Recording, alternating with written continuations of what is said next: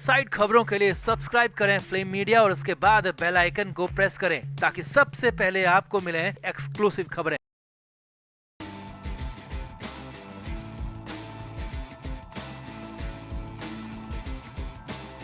महाराष्ट्र में एक नया भूचाल आ गया है क्योंकि उद्धव ठाकरे की पार्टी को लेकर जो बातें हो रही थी तो फाइनली उद्धव ठाकरे की पार्टी खत्म होने जा रही है। जी हाँ, उद्धव ठाकरे की पार्टी के सांसद विधायक एक झटके में पार्टी छोड़ने वाले और यहाँ तक कि यूबीटी छोड़ने वाले सांसद विधायकों के नाम भी सामने आ गए हैं। तलत के फार्म हाउस में इन सांसदों को रखा गया और उसके बाद मुंबई में कोहराम मचा क्योंकि उद्धव ठाकरे की पार्टी पूरी तरह से फिनिश हो गई है। ये बहुत बड़ी बात बता रहे हैं आपको, तो दिखाते हैं आपको, सब कुछ बताते हैं। पार्टी छोड़ने वाले सांसदों के नाम तक जो सामने आ रहे हैं वो भी बताएंगे, कहां कहां कौन कौन क्या क्या कर रहा है वो सब कुछ बताएंगे। आप भी इस वीडियो को शेयर करें, कमेंट बॉक्स में अपनी राय जरूर दें।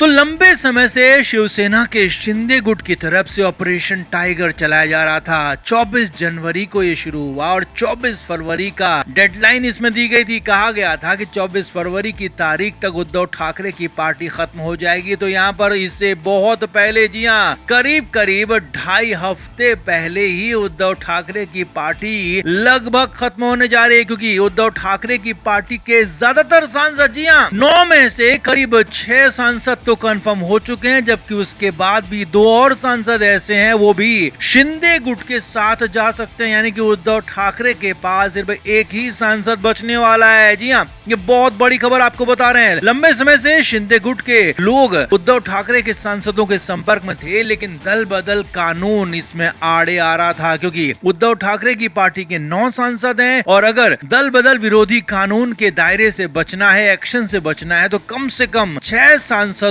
को एक झटके में उद्धव ठाकरे की पार्टी छोड़नी होती और एक झटके में एकनाथ शिंदे गुट में शामिल होना होता। तो अब इसके लिए कहा जा रहा है, खबर बताई जा रही है कि ये ऑपरेशन पूरा हो गया है। कम से कम 6 सांसदों के नाम फाइनल हो चुके हैं, कंफर्म हो चुके हैं और 2 और नाम, यानी कि कुल मिलाकर 9 में से 8 नाम, 8 सांसद उद्धव ठाकरे की पार्टी के एकनाथ शिंदे गुट में शामिल होने जा रहे हैं। बड़ी खबर आपको बता रहे हैं। खबर यह है कि तलत इलाके के फार्म हाउस में इन सांसदों को रखा गया और वहीं से पूरा ऑपरेशन चलाया जा रहा है और इसके लिए न सिर्फ सांसद बल्कि विधायक भी पूरी तरह से रडार पर हैं। उद्धव ठाकरे की पार्टी के 20 विधायक हैं और उनमें से एक उनके बेटे हैं, तो बाकी बचे 19 और 19 में से कम 14-15 विधायकों के भी पार्टी छोड़ने की खबरें आ रही हैं और उसके बाद सियासी भूचाल मच गया है क्योंकि उद्धव ठाकरे की पार्टी से एक साथ अगर 8 सांसद और 15-16 विधायक छोड़कर चले जाते हैं तो फिर उद्धव ठाकरे की पार्टी में कुछ बचेगा नहीं। अकेले उद्धव ठाकरे बचेंगे, उनके बेटे आदित्य ठाकरे बचेंगे और उनके सबसे करीबी संजय राउत बचेंगे और यही संजय राउत इस बार भी इस टूट के, इस पूरे बदलाव के, दल बदल के पीछे के मास्टरमाइंड माने जा रहे हैं क्योंकि कहा यही जाता है हर बार बार कि संजय राउत हमेशा उद्धव ठाकरे और पार्टी के कार्यकर्ताओं के बीच में आकर खड़े हो जाते हैं। चाहे जब एकनाथ शिंदे थे तो उन्होंने भी आरोप यही लगाया था कि बीच में जो संजय राउत है उनकी वजह से ही लगातार दिक्कतें बढ़ती चली गई। तो इस बार भी यही कहा जा रहा है कि संजय राउत की ही वजह से उद्धव ठाकरे के साथ उनके पार्टी के सांसदों का, विधायकों का कम्युनिकेशन लगभग खत्म हो चुका था और दूसरी तरफ बीजेपी भी एकनाथ शिंदे गुट को ही समर्थन कर रही है और अगले 5 साल, जी हाँ 5 साल शिंदे गुट एक तरह से पूरी तरीके से पावर में रहने वाला है। महाराष्ट्र की सरकार में शिंदे गुट शामिल है। मुख्यमंत्री भले ही एकनाथ शिंदे नहीं बन पाए लेकिन मजबूत पद उन्हें मिला है उप मुख्यमंत्री का, जिसमें मजबूत पोर्टफोलियो विभाग उनके पास है और यही नहीं, केंद्र में भी बीजेपी की सरकार है, एनडीए की सरकार है और उस एनडीए की सरकार में भी शिवसेना एकनाथ शिंदे गुट शामिल है। तो लिहाजा उद्धव ठाकरे के गुट में रहकर अब सांसदों को, विधायकों को कुछ रहने वाला नहीं है, कुछ मिलने वाला नहीं है। ये भी एक बड़ी वजह मानी जा रही है कि उद्धव ठाकरे का साथ एक एक कर छोड़ते चले जा रहे हैं। अब नीचे वाले लेवल पे, यानी कि गांव वाले लेवल पे, नगर वाले लेवल पे,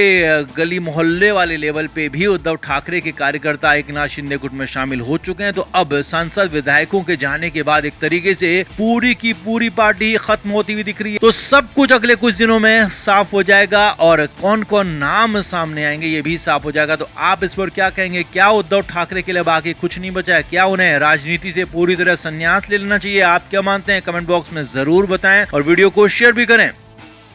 तो दिल्ली चुनाव के बाद एग्जिट पोल आए तो ज्यादातर ने कहा कि बीजेपी की साफ साफ प्रचंड बहुमत के साथ सरकार बन रही है। 12 साल से दिल्ली की सत्ता पर काबिज आम आदमी पार्टी का बोरिया बिस्तर बनता हुआ दिख रहा है। लेकिन ये क्या, एक नए आंकड़े ने अगले ही दिन खेल कर दिया और वो नया आंकड़ा है वोट प्रतिशत का। जी हाँ, दिल्ली चुनाव में जो वोटिंग हुई है उसने बीजेपी की नींद उड़ा दी है। बीजेपी नेताओं की बड़ी आला कमान में हलचल मचा दी है और यहाँ तक कि रात भर बीजेपी के नेता परेशान रहे कि अब क्या होगा, क्योंकि एग्जिट पोल में जहां आम आदमी पार्टी की सरकार जाती हुई दिख रही है, तो वहीं दिल्ली चुनाव के जो आंकड़े आए हैं, वोटिंग का जो प्रतिशत आया, उसने साफ साफ बता दिया है कि अब सरकार एक बार फिर से आम आदमी पार्टी की बन रही है। जी हाँ, और कांग्रेस नेता ने भी यहाँ तक कह दिया है। असल में दिल्ली चुनाव में लोकसभा चुनाव के मुकाबले तो वोट प्रतिशत बढ़ा है, लेकिन पिछले विधानसभा चुनाव के मुकाबले वोट प्रतिशत काफी कम हो गया। यानी कि दिल्ली चुनाव में लोगों ने बढ़ चढ़कर वोटिंग नहीं की है, जो कि अब राजनीतिक पंडित हमेशा से कहते रहे और हमेशा ये बात साबित भी होती रही है कि जब जब ज्यादा वोटिंग हुई है, पिछले चुनाव से ज्यादा वोटिंग प्रतिशत रहा है, तो सरकार को हटाने के लिए वोटिंग हुई है। मौजूदा सरकार के खिलाफ ही ज्यादा वोटिंग होती है, लेकिन यहाँ तो ज्यादा वोटिंग नहीं हुई बल्कि वोटिंग कम हो गई। और इस वोटिंग पैटर्न की माने तो आम आदमी पार्टी की सरकार यहाँ पर वापसी कर सकती है। जी हाँ, बीजेपी की सरकार दिल्ली में नहीं बनती हुई दिख रही है इस वोटिंग पैटर्न के आधार पर, और दिल्ली में फिर से केजरीवाल की सरकार बनती हुई दिख रही है।